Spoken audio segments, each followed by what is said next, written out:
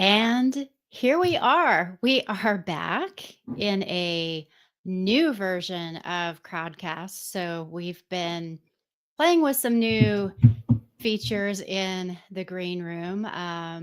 We're going to have some fun. You can see our names. I know people have asked for that. So, well, we see our names. Hopefully, you can too. Happy Friday. We are glad to be back in business. We heard a few complaints that we weren't here. Well, thank you for missing us, I guess. We are glad to be back.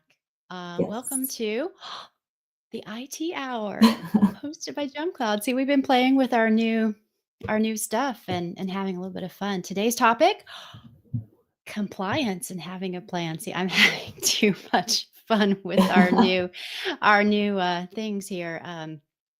Welcome everybody. Yes, we are fancy, Nathan. We are very fancy. Thank you for joining us. It's been too long. Ken, thank you for joining us today. It's nice to have you back. Glad to be back. Good seeing you guys. Yeah. Oh, audio is clearer. Names on screen. Thank you. The Yes. video smoother. Watch this. We are super fancy now. That's what we thought. It couldn't get any better, right? Yeah. It's Now perfect. you need the We're Snapchat loving it. filters that put hats on your head and things like that. Right. Yeah, you probably That's could nice. use the snap camera in and then filter it in. So we are we're going to have a little bit too much fun with being able, because now people on YouTube will be able to see the comments right. as well, and we can bring up things like what Joshua was saying about compliance being on time for them. So we're glad to hear that. Brandon, thanks for the comment about my mic. Actually, the reason I switched back to this mic was because of my dad. He complained that my sound wasn't too great when I was using my my earbuds, and said I didn't sound as good as Alexa does with her wonderful microphone. So he complained, and so I switched back to this one. So there you Plus, go. you look super cool with it. Very legit. Oh yeah, I need it with a boom so I can like pull it down and be like total radio, right? Yes. Absolutely. So how's everybody doing? Any good weekend plans or anything fun? No plans here. Just it's gonna be beautiful in Greenville, South Carolina. So gonna get outside. I was inspired. So as I was in Israel and in Tel Aviv, I mean, people just like hang out like in the parks and just like lay out. And I was like, I need to do that. So I'm thinking about just taking a book to the park and posting up for the day. Nice. Oh, that's right. You should. Do you mind telling us a little bit about the trip before we Oh, jump into it? sure. Yeah, it was amazing. So we were super fortunate, no travel issues. We actually got there like surprisingly smoothly. It was so smooth that we were like, we're definitely going to have issues on our flight home, but we didn't. So yeah, the travel gods were looking down on us, but we had a great time. So my brother's been there for about a year now. He works in Tel Aviv temporarily, but he knows the city very well now, and he was very proud to show us around. So we explored all the different neighborhoods in Tel Aviv, and it's super beautiful. Honestly, I didn't really know what to expect, but it's a very modern city, but still kind of has some kind of old charm. And yeah, the food was absolutely amazing. I'll be thinking about a lot of the meals I ate for a very long time. And yeah, we just kind of ate and drank the whole time. Did a lot of walking. But yeah, it was just a really great trip. And we also did a day trip to Jerusalem, which was just incredible. We did a tour of the old city, and it was just amazing. So beautiful, and just all the history, obviously. So yeah, super great time. But I did miss the IT hour, obviously. Yeah. Well, I did tell Alexa that eating and drinking through a vacation sounds pretty ideal. I mean, sounds It's great. optimal. Yeah, for sure. For sure. And it's so Tel Aviv is right on the Mediterranean Sea too. So I mean it's just beautiful. Nice. Very nice. Oh, well, thank you, Kelly, for being happy for me. My new mic. Um, although I'm surprised y'all are just now noticing because I've been using it for quite a while. But maybe on the new version of Crowdcast, maybe the sound is better. So maybe that's it. Maybe. Ken, any plans for your weekend? Since I guess I should go buy a microphone because all I'm using are my, you know, Apple things, which are fine for me typically. But you tell me, are they okay? yeah, you Sound great. actually sound just fine. I should get I like think. one of those radio station Motorola things that hang down, and kind of That's have the right. little air shield, the spit shield on it, and things like that, so I I don't have pop my peas. You know. Yeah, I have one of those, but I'm just using the little little regular Yeah, cover that looks instead. great. This is just a Samson, which has been just fine, not terribly expensive. So From my radio days, he collects the old ones, like from the 1930s and 40s and 50s. He's got an Cool. entire collection, like the ones that Bob Hope used to use, and those guys used to croon into. You know, he's got a whole collection of those things. very nice. I don't know where I would put the boom if I had one. I don't really have any place to clamp it or sit it or anything. So this will just have to work. My little tiny, it's a little teeny tiny tripod. See? So cute, right? Oh, neat. That's nice. It is so cute. Yeah, the little mini tripod came with it. So it's fun. It works. There's your inside track into my setup. I've got a light I can turn on if I want to behind the see, you can see the reflection in my glasses when I look up. Someone should take a screenshot of that because your eyes have those little round things. Yeah, the Yeah. little round. Kind of Yeah. looks like a HoloLens or something. Yeah. So but I also just realized you can now react to individual comments, which is a very fun feature that I'm sure no one will abuse. you're right. You can. Look at that. I just did that to Joshua's thing about attaching to the wall. Unfortunately, Joshua, I sit in front of a window.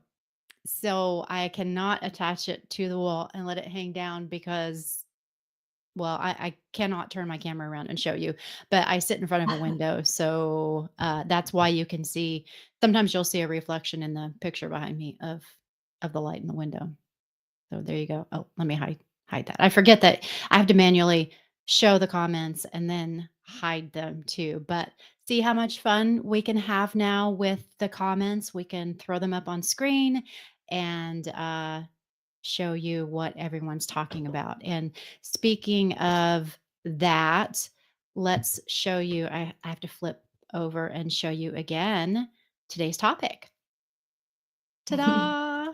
I'm gonna have too much fun with that. I wanted to do that so that we can go back to people saying that this is a timely topic for them. Although now I can't find the there it is. What people are doing for that they needed they need this topic right now. So there we go. All right. But before we get into the main topic, Ken and I have a lot to talk about that in particular. We have community and meetups news and a lot of product stuff. Since we've been gone 2 weeks, there's a lot going on. So I will jump into that. Guess what? We are approaching the 1 year anniversary of the community. Isn't that awesome? I think that's awesome.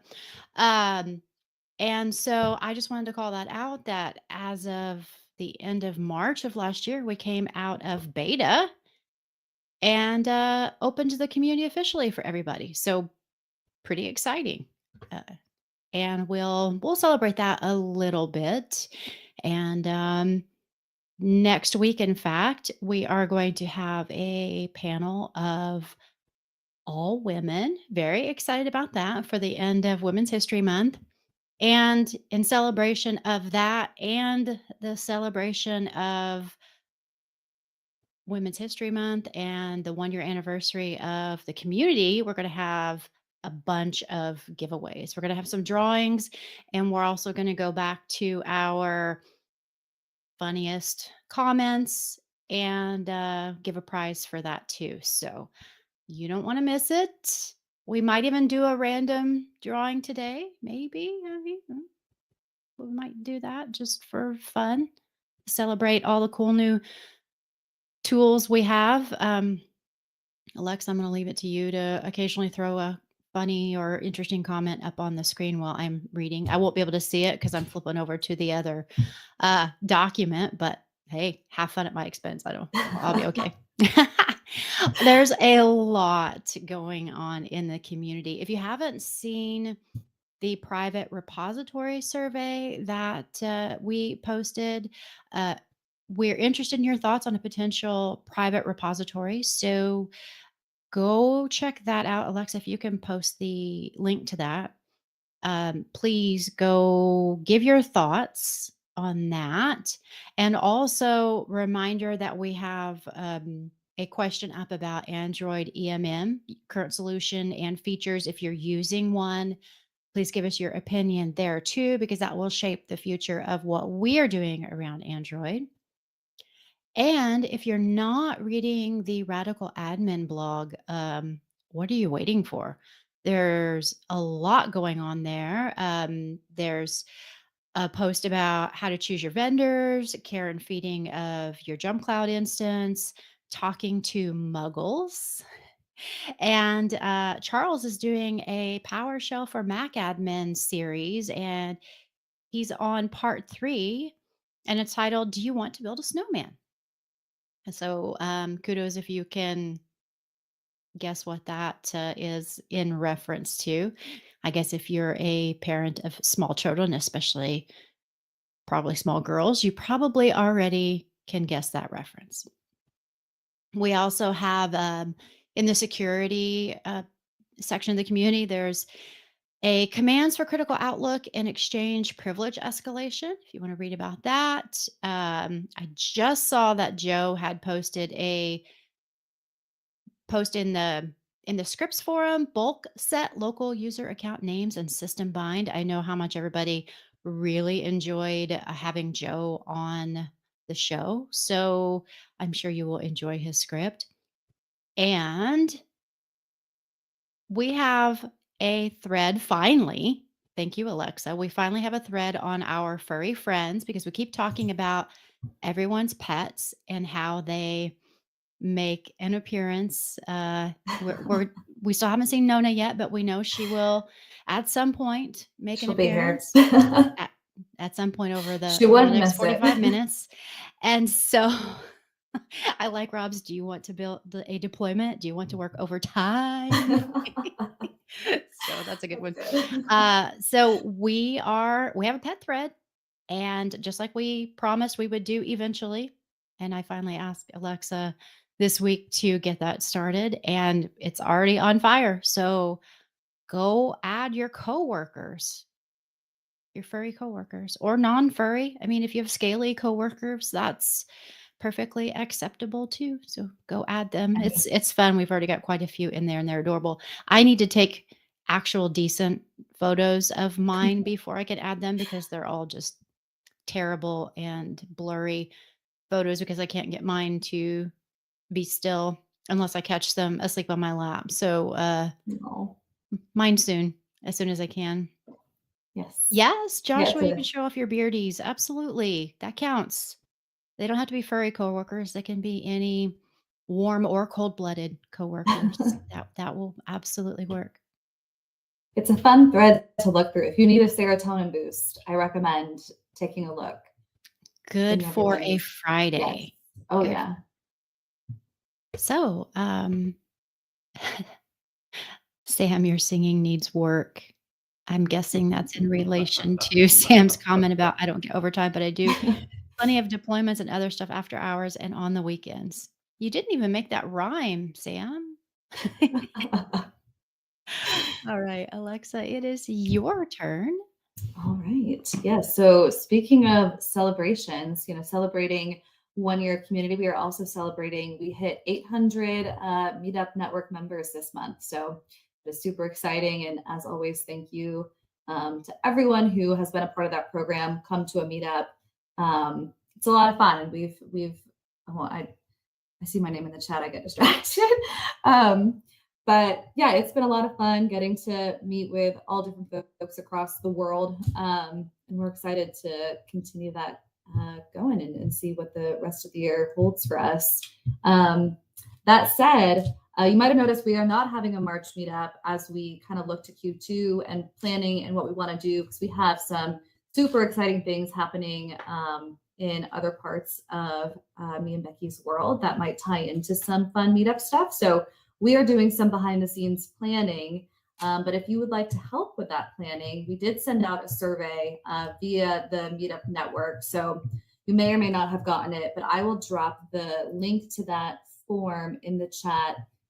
Again, if you'd like to help us plan, we are just taking a look at what you guys want to see from meetups going forward, whether that is in person, whether it's virtual, who you want to meet up with. Right now, we are based on geography, but we are kind of looking at would we rather meet with people who work in the same industry as you or work at a similarly sized company. So all that. So please take the survey. We are giving out $10 gift cards to folks who take it. So yeah, that's it for me. Awesome. All right. And we also have quite a few product posts on the community that I wanted to quickly highlight. If you haven't seen it already, coming soon for Jump Cloud Remote Assist, we are going to have join session with consent prompt. When this is launched and a session is started, the Remote Assist app on the device automatically pops up a consent prompt. So this will help with the frustration of having to share the Jump Cloud out of band, and you don't have to worry about establishing a session and sharing and everything. You can just have a token and secret securely delivered by Jump Cloud infrastructure to the device. So really looking forward to that. We've had a lot of requests for it. And Jump Cloud Protect is going to have push bomb mitigation very soon. You can reattempt push MFA for resource login after the user has approved or denied a transaction or the push attempt has expired. This is going to apply to user portal login, application access, password reset, and device login.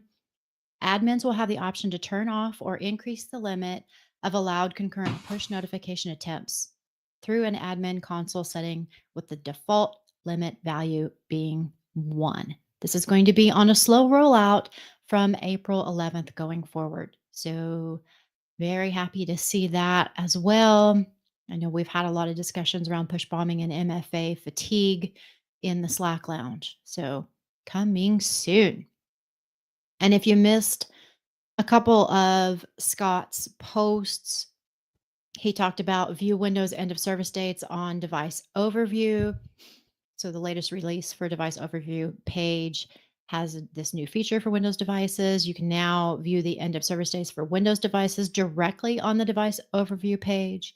It's a new column that adds 2 new tags that can append a build number near end of service and end of service. The near end of service tag will be added to any devices with an end of service date within the next 90 days. So it'll give you ample time to take appropriate actions, such as upgrading the device's operating system or mitigating the device's data to a new device. And end of service tag, on the other hand, will be added to devices running an operating system that has gone end of service.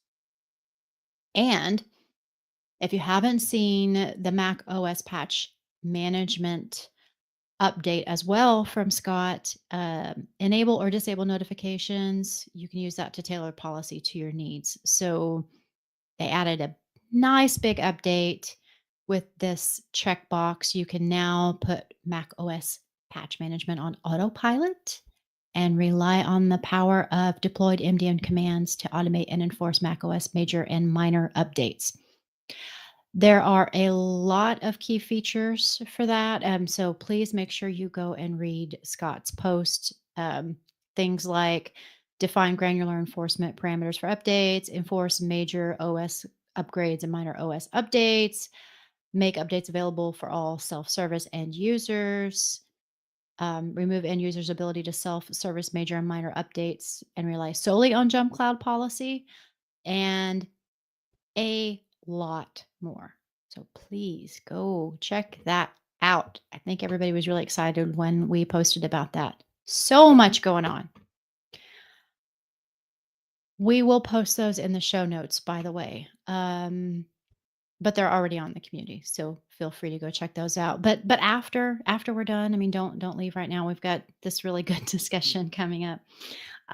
So with that, we have Dr. Ken Russell with us. Now, he's been on briefly before and talked about, what was it? Something Scary, funny. spooky IT Yeah.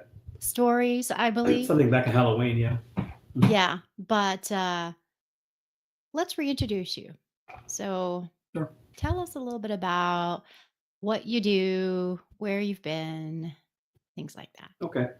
Sure. Why, Well, first why of all, are you here and why are you qualified to talk about yeah. this Who the heck are topic? you? Why are you here? Yeah. Yeah. Well, it's been a career. I'm telling you. So right now, I'm a chief information and innovation officer at New College Institute. Looks backward to me, but maybe you can see it differently. It looks right. It looks right on my end. Yeah, it's kind of weird, the camera.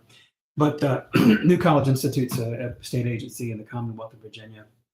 So that's what I'm doing now, working with colleges and universities and things that are impacted by higher ed, state policies, things like that.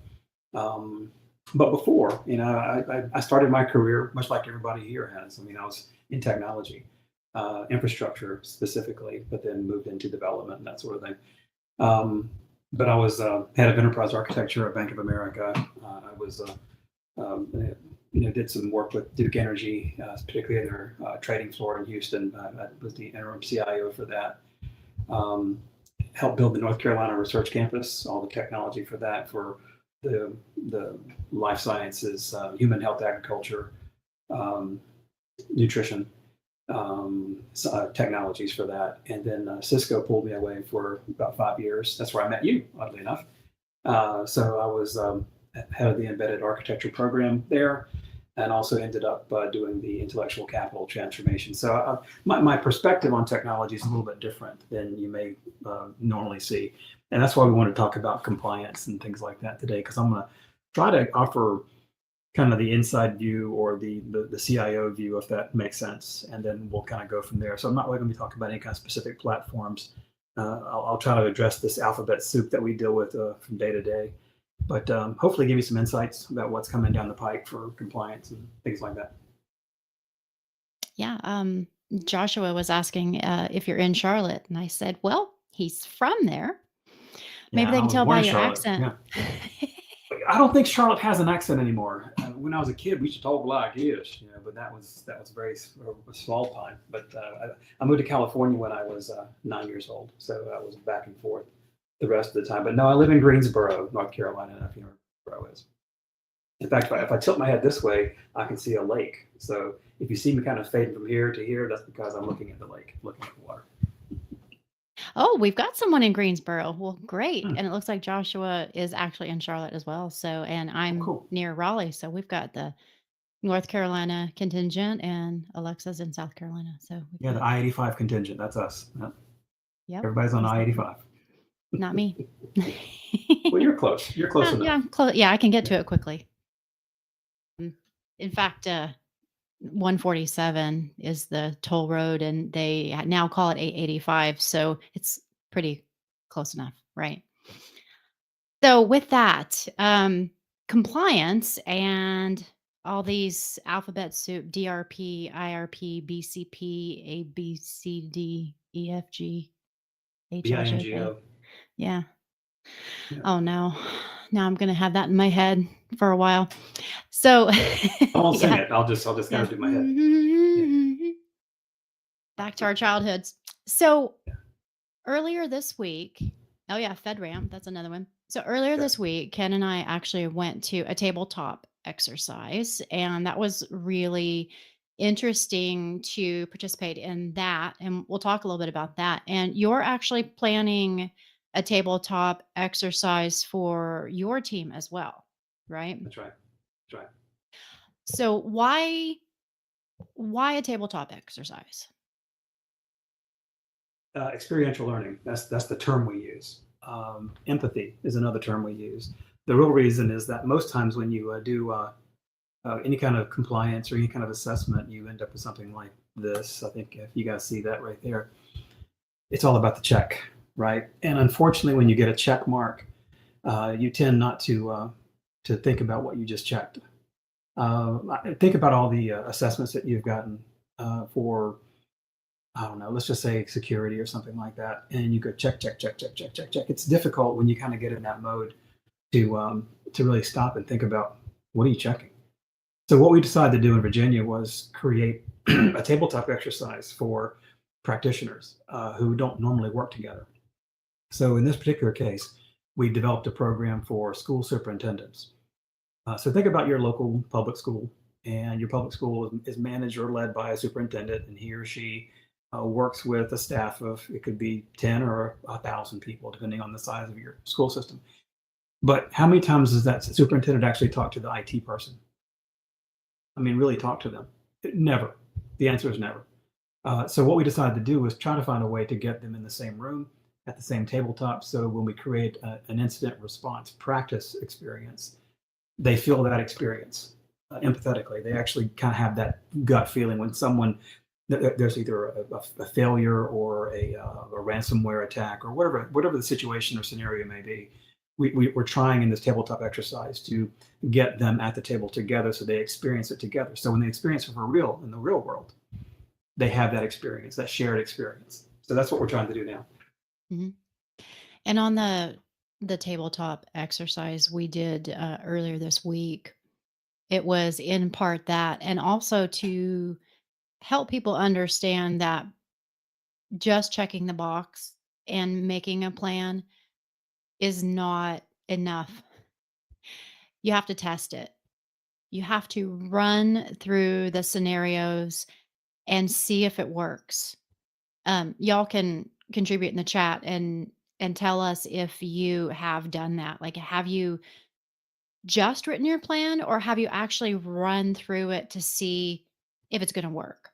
Because we went through this scenario where they took an incident, they modeled off of a real life incident, and we played roles and went through what had happened. And so you start to play a part and feel what it was like to go through this big ransomware attack and see how the company responded. Spoiler alert, it was not good. We were wondering by the end why some of those people still had their jobs at the very end of it, because they had not planned well. They did not have the proper backups. They did not have testing in place. There were known things that were not right that they didn't address. Like, they knew there were problems and they didn't prioritize them to fix things. So you can create a plan and that's all great and good, but if you don't make sure it's going to work when you really need it to, then you might as well not even have a plan if you don't run through it. So, Yeah, I think that kind of describes what I've always called the dusty to white glove, transition. Even years ago, we would do strategy planning sessions. We would actually at Duke Energy, we would take time off and go and do strategy. We'd go for several days. We'd kind of huddle in a room, sticky notes on the board, that kind of stuff, and come up with these really great ideas. And then someone would compile it in a notebook, a real physical notebook, put it on the shelf, and then we'd see it again next year. And that was horrible. I just hated doing that. But I was a young guy at the time, so it was like, okay, you got to do what you got to do. But I always felt that, well, what good is it doing this on the shelf? So as I've kind of in my career, I always made sure to you know, not let any dust fall on those strategies and turn them into objectives, and turn those objectives into real things that you do every day. And what I liked about what we did earlier this week, as Becky was talking about this, tabletop exercise, they had a video kind of presentation that we could watch and listen to see how this kind of scenario unfolded. What I didn't like about it was that we couldn't create the scenario ourselves. So although we were participating by looking and maybe reading part of the script, we weren't actually feeling it. We were just kind of like you're watching a TV show. Oh, that guy's going to get killed, but we didn't feel it in our hearts. We didn't feel the pain, and that's what I really like about what we're trying to do in Virginia is trying to create an exercise where they experience that sinking of the heart when you feel like your file's gone. And we've all felt that, and we've all had to share that feeling with folks in our organizations when they're just bereft when they find that they've lost a file or that sort of thing. But what I really liked about what we did at Duke back in the day was we did a lot of incident modeling, scenario modeling, planning, exercise, working together, and we used video. Back in the day, we had DVDs and things like that, but they would put us all in a room and they would play a video segment. Now, this one was kind of tied to a failure at the nuclear plant, just to let you know. It was all made up, so nothing serious, but it was all designed to get us all working together collaboratively. And the first segment would play, and then it would stop, and then we would have to work for 20 minutes together. No script, nothing like that, but we had to figure out what's going on with all the information that we had at the moment. And that's what's really key to these things, is that it's one thing to plan, but you can never plan for what you don't know. Like, before, years ago, we would plan for, disaster recovery centers. Well, at Duke, we had one on this end of Westheimer in Houston, and we had the other one, the recovery site was about a mile away on Westheimer. It was on the same road, about a mile away. We thought that was normal. A lot of folks did. And then, 9/11 happened. And suddenly we realized we can't have them that physically close. So we don't really know what the changes are, what the standards are until we actually experience something that's kind of unusual. The same is true for like hurricanes. I mean, people used to have their data centers in basements until they got flooded, that sort of thing. So again, and even recently, last month, I mean, who would have thought to worry about what's above them? Who's taking pictures above you, and all of a sudden this big white balloon flies over you. I mean, we don't think about those things until something happens. So the trick is to plan, but then also test your plan, but also make up room for modifications of your plan. So I think that's probably where I'll kind of hold for a second, Becky, and get your thoughts on some of this, because there's some little tricks we can talk about with regard to planning and how you can actually keep your plan fresh and things like that. Mhm. Well, what I had actually thought we would do was more of, here's the situation, like set a scenario and then come up with ways to address it together. That's kind of how I pictured a sort of tabletop exercise. Like, here's the scenario. You've got your stuff has been taken over by ransomware. The clock is ticking. You just discovered it. What do you do? What we really wound up doing was reading a script and kind of putting ourselves in their shoes, but we just played out what had already happened. I think what you're talking about doing is more effective, right? Like, you set up a scenario, you set up this dilemma of, oh no, everything is encrypted. You walk into the office, everything's encrypted. You can't get to your data. Uh if you're in retail, because the example we used was in retail, your stores are going to open in 2 hours. No one has access to anything. What do you do? And then you set everything in motion and figure it out together. I think that's actually, like Jeff is saying in the chat, experience that fear and loss. You're going through it, and you're coming up with a plan as you go to work through it, or you take the plan that you hopefully already have and you're applying it to that scenario to see, is it going to work? Is what we already have in place going to work in this plausible situation for our business? And you run through it as if it's really happening in real time and try to figure out, okay, did we address all of these things that we think are going to happen? Um, you and I have worked on other projects together where we've done what you call a disorienting dilemma, right? Where you throw something just completely oddball at people to throw them into this chaotic realm and then say, "Okay, what are you going to do? Here you go." I think that sitting down and brainstorming regular scenarios of what could happen, and then also those a few of those really oddball ones that, oh, they probably will never happen, but let's think about what could happen and maybe put some contingencies in there that might address those as well, just in case. Another pandemic, a a natural disaster that wouldn't normally happen. Like, it's unlikely that we'd have an earthquake in North Carolina, but what if we do? What would we what would we do to address that? We sometimes do get hurricanes this far inland. It's not as likely that they come this far and cause a lot of damage, but it has happened. Um, you know, tornadoes aren't as frequent here as they are where I'm from in the Midwest, but what are you going to do when that happens? So just thinking about those oddball situations and planning for them in some way. You don't have to, I think you want to do a more detailed plan for those really common scenarios, and then just have some contingencies for the ones that are less common. But like you said, keep your plan flexible, right? Yeah, I think that you hit the nail on the head on this idea of, flexible, and kind of create a basic plan. Because I think, as was it Joshua on your thing here said, you know, security is inherently retroactive. So you don't really know what you have until you experience it. So what we try to do is we try to put together scenarios of other folks' experiences.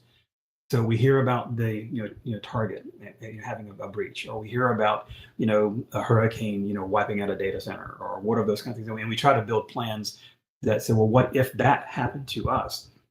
And then the extra little piece of that is getting the right team together to where they can experience that situation together in a scenario. Now that it's all fake, of course, but if you can get the superintendent in our case and the IT person to sit together, that alone is monumental.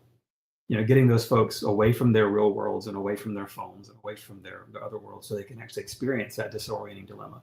And that's the key, Becky, is that they have to be disoriented, because real learning occurs when someone is disoriented, because there's this kind of decision you have to make. And if someone's sitting there saying, yeah, this is just another thing until I get to my next meeting, you don't have them. So we've got to find a way to kind of make that. That's why tabletops have become so popular and exciting recently. So I'm hoping that will occur. But I want to go ahead and give you a few little ideas around, some of the real world things that happen, at the executive level, because invariably the CIO or the superintendent or whoever will say, yeah, I'll be there. And then you have the event, and guess what? There are no shows. And there's all sorts of reasons. I mean, so and so had a meeting with so and so and they didn't show up. Have you guys ever had that experience where you had a real highfalutin meeting kind of scheduled, and the highfalutin person failed to show up, and they sent a proxy, or they just didn't send it at all? That tends to kind of kill morale. And it also makes it almost impossible to kind of do an effective plan, because at the manager level, people understand the plans, but at the executive leadership level, you don't know if it's actually going to be implemented or not. I think that's very real. Yeah, Yeah. I mean, I was wondering that. I mean, Mhm. how do you get people to take a half day to walk through something like this when we all are think that we're so busy, and usually we are, especially in Mhm. very, very small IT groups. How do you convince management and the higher ups that this really you need to lose a half day or a day of productivity to really make sure that this is solid? Like, how do you make that case? Well, the interesting answer to that is you may not be able to. You may not be able to, because uh, depends on your organization. But let's talk about before pandemic and after pandemic. Okay, and then I'll show you why it's easier now. Before pandemic, remember we had all the IT's always been there. We've always been around, but we had our biggest problem was probably adoption. Prior to 2020, could we do remote access? Sure, we could do remote access. Could we do stuff in the cloud? Sure, we could do in the cloud. But no one really wanted to because we couldn't get buy-in from the leadership. Typically, I'm just speaking in generalities here. But because of all this kind of disorienting dilemma that we had with the pandemic, suddenly IT wasn't really a question any longer. At least in a lot of organizations that I've talked to, it's more about the impact of technology. What can we do with technology? How can we use technology to rescue this or fix that or whatever else? It's a different kind of conversation now, and I hope you guys are seeing the same thing. But in that light, what's interesting now is that since the CIO is has a louder voice in the C-suite, it's easier to get attention from other folks and participation in some of these events because we've experienced disaster, we've experienced kind of this world changing in a matter of days. So I think that's probably what it is. You have to have some sort of motivation to do it. But in the real world, if the senior leader doesn't want to show up, they're not going to show up. It's not always because they don't want to, by the way. Sometimes, and I'm just being honest, sometimes senior leaders are just scared to reveal they don't know as much as you do. And that's a very real thing too.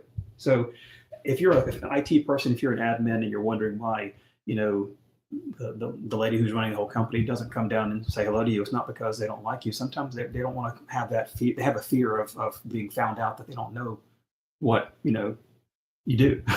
and it sounds horrible, but it's the truth. It's the dirty little secret of being an executive is that some of these folks simply don't know what you do. And communication can fix that.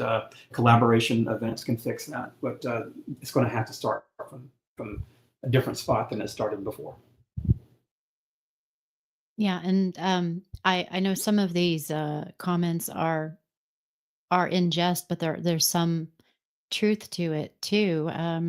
Sometimes you can't get them to join you, and it takes an incident to get Yeah. them to see the seriousness of it. And that's the hard part, right? We don't Oh, want the incident to happen because who gets blamed for it, right? I mean, you're talking to your executives and you're trying to bend their ear saying, "We really need this. Like we desperately need this." I've had some conversations in our meetups around doing things like two-factor authentication and even MFA and things like that. And they're begging their executives to implement this, and they don't want to. But guess what's going to happen when there's a breach of some sort? Who's going to get blamed? It's usually IT, even though it was an executive right. decision. And that's the most frustrating part is Because we're on the ground. We're on the ground, and that's the Mhm. thing. I'll give you a really horrible example. I can't give you the company because it'd be horrible, but you may be able to figure it out. But let's talk about RTO. This kind of recovery time objective. Again, we'll throw the acronyms out, the ABC soup that we talked about. So there was a manager in my past, senior guy, um, who would artificially inflate RTO because he would ask people, well, when do you need this application back up? If something were to go bad, horribly wrong, how soon do we need this back up?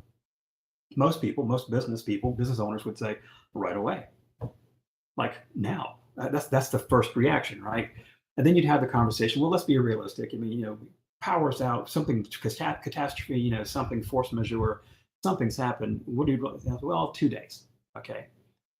Well, what he would do is he would artificially inflate the cost of restoring something. So if you wanted it right away, he would say, let's say $1 million. It would free people out because they would suddenly they wouldn't think about the operation aspect. They would think about what's this crazy number, and then he would actually say, okay, well, if you want it in 2 days, it's 500,000, or just work with me on the order of magnitude. But because if you want it in a week, we can give it to you for free. You see, and that's what he would try to do. He would try to manage by artificially inflating. Was it the best thing to do? No. Did it work for him?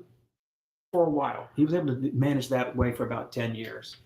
But I always thought that was the weirdest thing to do. But so you have to understand, there's a lot of tricks that people do when they talk about recovery, these objectives, strategies, things like that. So you have to be.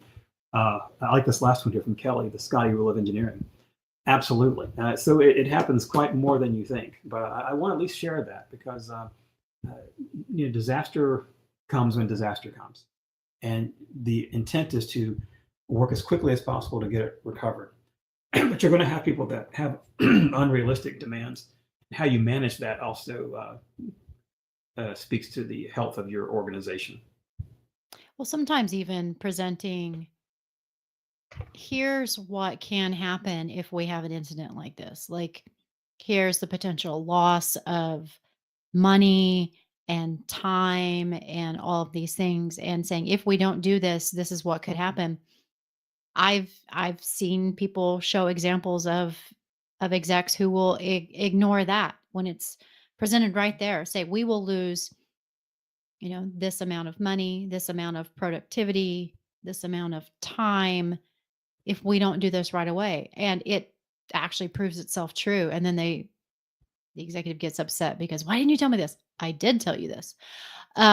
So sometimes we're over a barrel and we can only do so much. But I think having all of that laid out and saying, here are the risks, that's sometimes the best you can Well, do. And sometimes I think sometimes that you'll get listened to, and you'll be able to then work from that and say, okay, we've got our plan. We know what the risks are. We're going to try to mitigate that.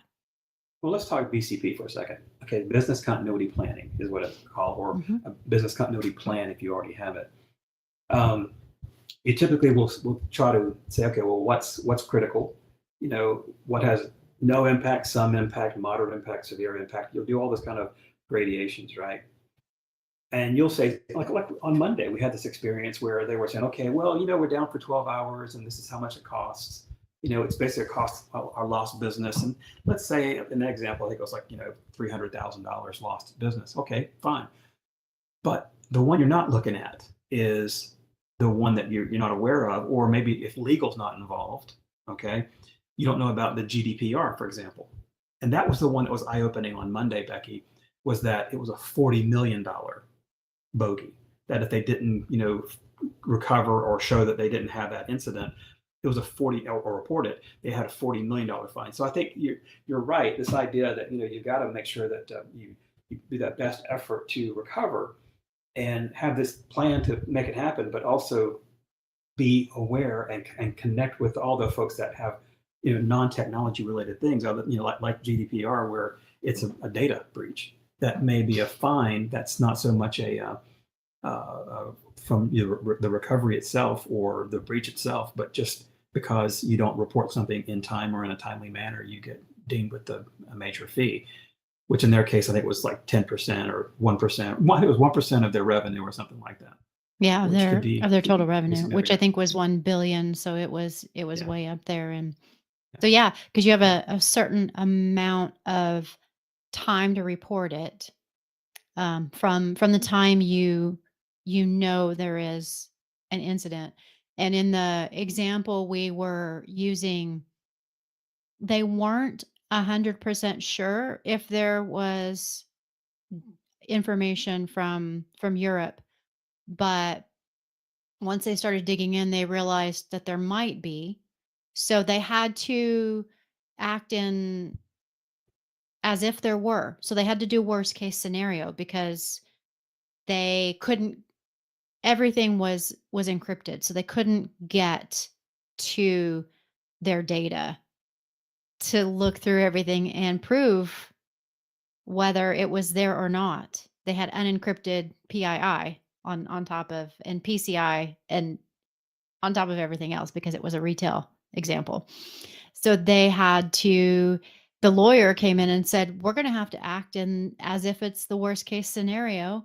And we're going to have to report into the European authorities. And if we don't, we're looking at all these fines. And then the CFO came in and said, here are the consequences of this breach. Regardless of what happens, we're going to have to settle with all the people whose information was potentially breached.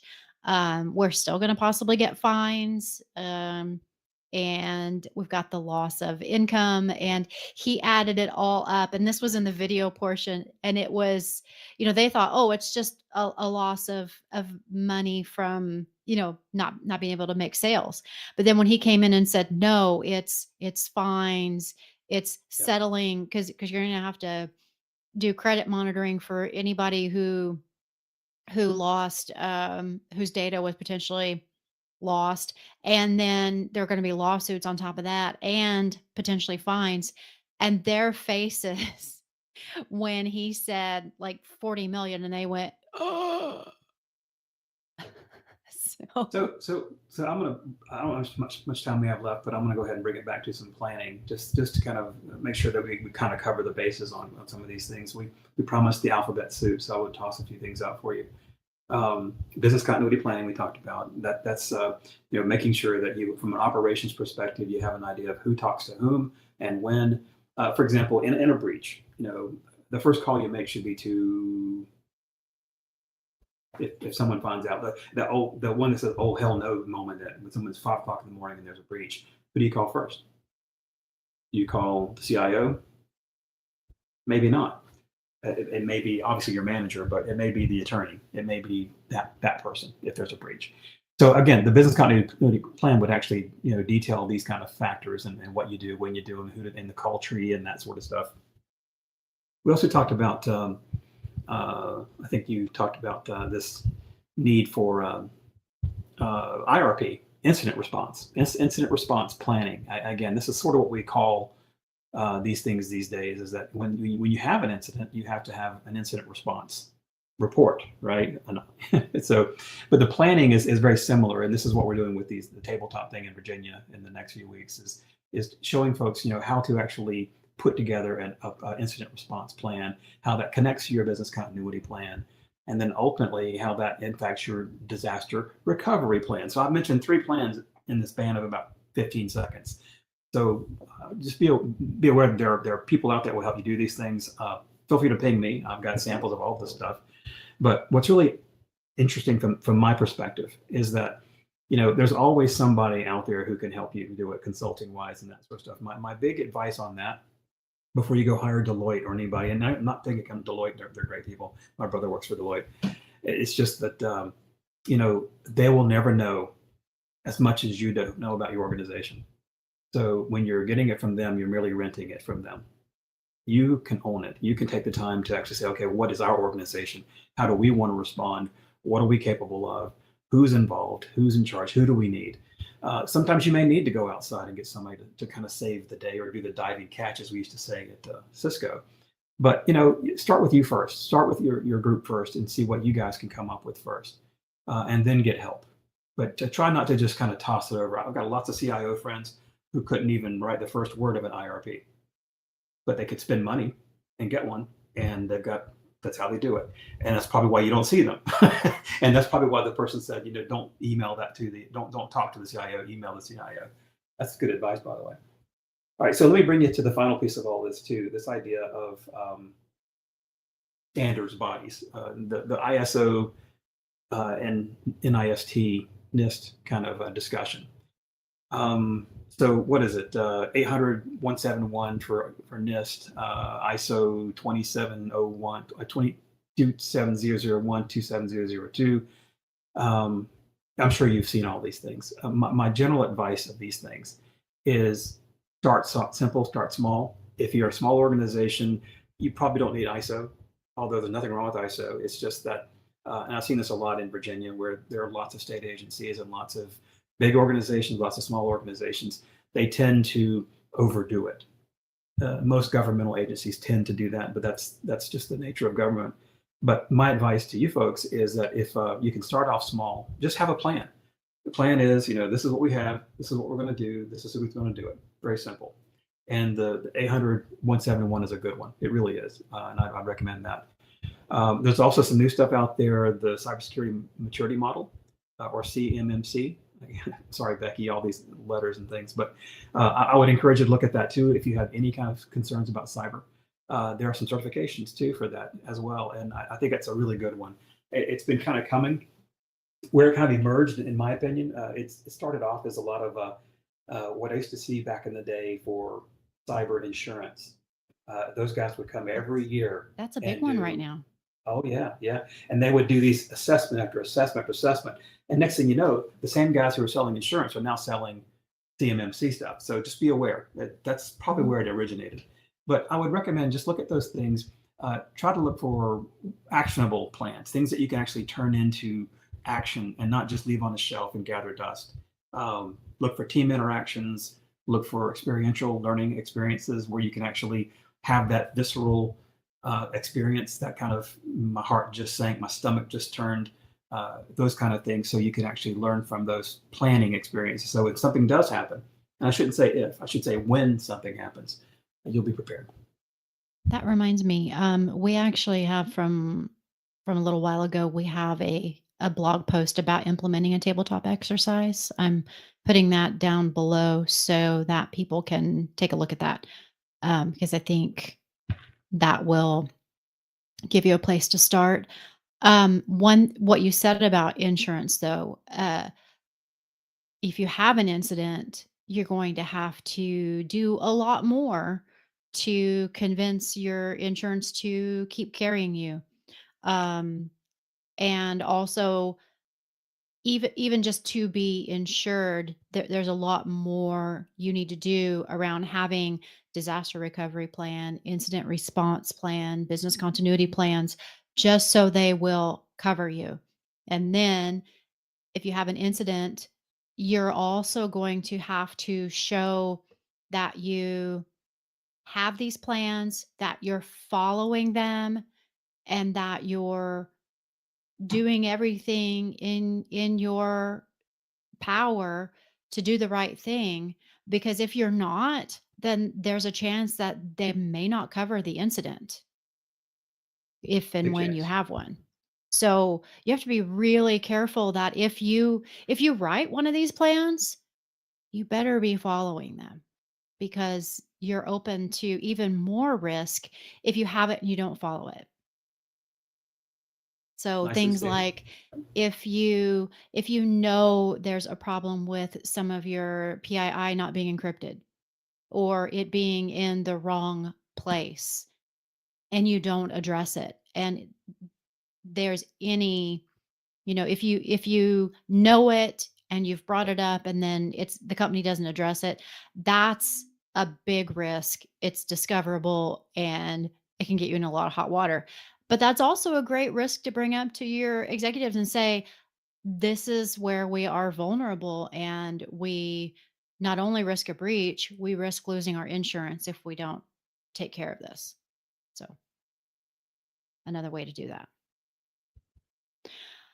And we just got a couple minutes left. Wow, that was a lot. A really good conversation in the chat. There I was love some the stuff, chat. It was some funny yeah, stuff too. about So some thank you for that. AI That and was good. AI and things like that. I mean, we didn't even get into that where Joshua was talking about hypotheticals around AI breach contingencies, and Yeah, Jeff was lost saying something reputation. about Yeah.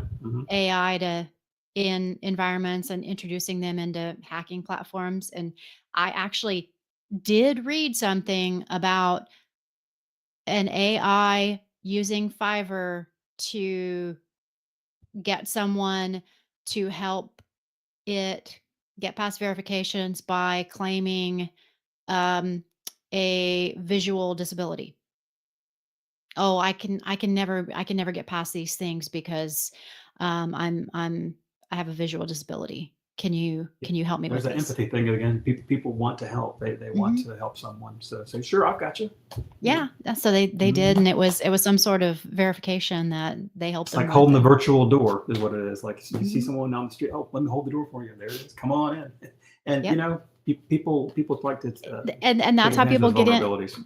get Yeah, into building access, right? Because you see somebody behind you who's maybe got their arms full, and so you hold the door so they don't have to, but tailgating, yeah, but you didn't see their badge, right? And you just You just breach Happens security that every way. day. Happens every day. So Uh-huh. that's a different discussion. That's a different discussion. It But is. yeah. Physical security. We could have, well, we talked about that a little bit with the scary Yeah. stories back at Halloween Yeah. because of how you were invited right in without any without any ID or anything to this one place. Ooh. So Yeah. building access is pretty much an eBay purchase of elevator override keys and the clipboard of belonging. Clipboards or ladders and a hard hat. I'm like, yeah, that gets you a lot of places. Pizza boxes and Domino's, sure. Who needs a badge? Happens all the That's time. yeah. I was working for one company that someone a van parked outside of their one of their retail outlets and was able to spoof into their Wi-Fi and got into their corporate records. And but you know why that happened? I'll tell you why. I won't tell you the company, but I'll tell you why that, because it seems like, well, gosh, that seems like an easy thing. Well, the person they hired to be head of security was at a different company as a low level person. But because of the way that uh, titles and things are different at companies, this company thought that an associate vice president at a bank was a pretty big deal. But if you guys know banking, an associate vice president is probably the first job you get at a bank. So they did misunderstood what an AVP of security meant. So when they put that person in charge, that person didn't have the experience to put a firewall there at the stores. So pen testing, there you go. Yeah. Yep. Necessary and drastically frustrating audit. Yep. Go red team. There you Yep. go. Yeah. That's But right. what about the poor, very small entities that don't even have a red team? That's a whole other discussion too. I could go on and on about that. Partnerships, Yeah. not vendor relationships, but partnerships. Hmm. That's when you need a partner. Yep. When something Absolutely. goes wrong, you need a partner, not a vendor. Hmm. All right. And with that, I have to be the red team, blue team, help desk, etc. Yeah, there's a lot of that, Yeah. Ty. That's exactly it. I was that person once. I really was. Yeah. We're talking about WPA 2 being a screen door. It's only slightly more secure than a screen door or a screen door. So now we're getting into security too. We can continue these conversations in Slack and on the community. I think that sharing some of these uh, things, if you have any templates or things that you want to share in the community, is a great place to do so. Um, I will put the community call to action there at the bottom because that is where it's a great place to put stuff like that if you're able to share things like that. I think we should start a conversation around how what types of scenarios you should think about on a tabletop exercise. So Ken, maybe you and I should kick off that conversation Sure. and talk a little bit more about the difference between what happened on Monday when we did that tabletop and how you're going to run yours. Because I think that having people actually go through it rather than just read it is probably going to be a lot better. I'll be interested to hear how that goes once you all run through that. And Well, with thank you. that, thank you for joining us. We really appreciate you coming to see us. And everyone, thank you for joining us. It was a great discussion in the comments. I'm really enjoying being able to throw your comments up, even though they come over my face. I'm totally okay with that. It was a lot of fun. And like I said, next week we are going to have, I think, at least 4 other women with us, all from outside of Jump Cloud, which is really exciting. We are hoping to have a great time. And don't forget, we're going to be promoting some fun drawings and some pretty hefty gift cards, and you get to choose where your gift card is from. So stay tuned for that, and we'll see you all next time. Take care and have a great weekend.